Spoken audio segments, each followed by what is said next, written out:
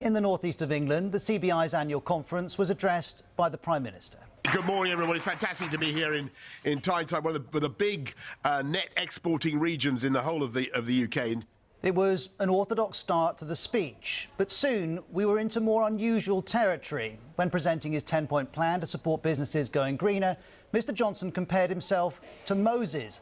He also quoted Lenin and then made this pitch for electric cars.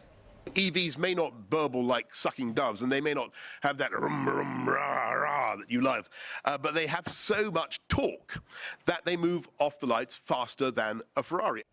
As the Daily Mail noted, Mr Johnson attempted an impression of a traditional petrol engine, issuing a series of guttural sounds to confuse delegates in South Shields. Mr Johnson also began to list some of the policies he's promoting. With safer streets, with great local schools, with fantastic broadband. But at this point, the Prime Minister lost his place, and for 21 long seconds, he couldn't find it again.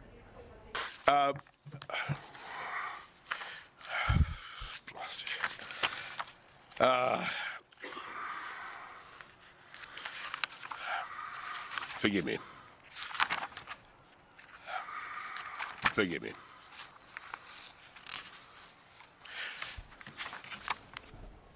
No doubt to his relief, Mr Johnson then returned to the script, and before he was finished, he wanted to talk about a family day out.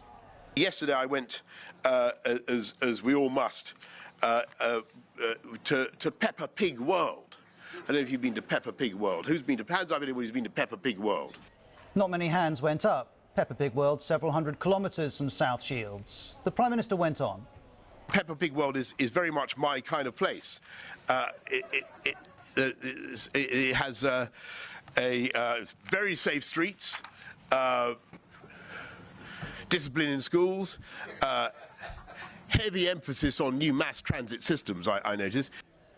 The FT's Jim Pickard was paying close attention to the Peppa Pig section of the speech, and in a fact check I didn't expect to be sharing with you today, Jim writes, Boris Johnson said this morning that Peppa Pig was rejected by the BBC.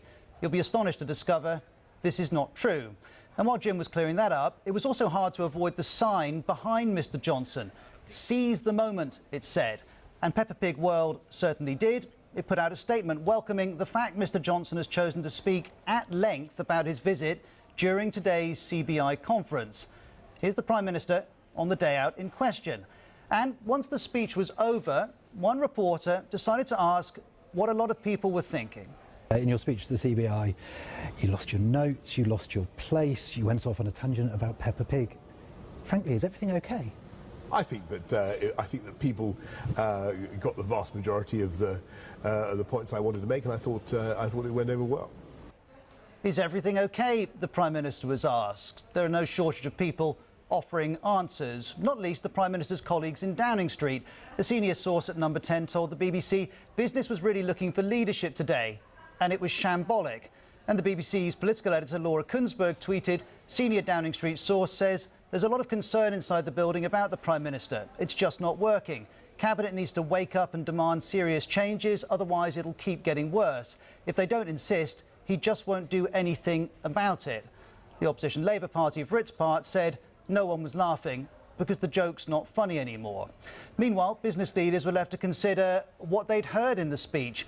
One chief executive told The Guardian it was interesting that he asked a group of business leaders in the northeast if they had travelled 6 hours down the road to Peppa Pig World and then talk about levelling up. Interesting's one word. As we've been hearing, others are being used too.